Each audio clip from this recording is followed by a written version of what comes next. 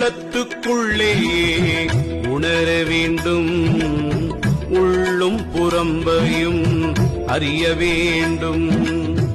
வெள்ளக்கனலை எழுப்ப வேண்டும், வீதி புனலிலே செலுத்த வேண்டும். கள்ளப்புலனை கடிந்துவிட்டு கண்ணுக்கு மூக்கு மேல் காண நின்று தெள்ளு பரஞ்சோதி தன்னை தேடி சீர்பாதம் கண்டோம் என்று ஆடாய் பாம்பே. உள்ளத்துக்குள்ளே உணர வேண்டும், உள்ளும் புறம்பையும் அறிய வேண்டும். வெள்ளக்கனலை எழுப்ப வேண்டும், வீதி புனலிலே செலுத்தவே.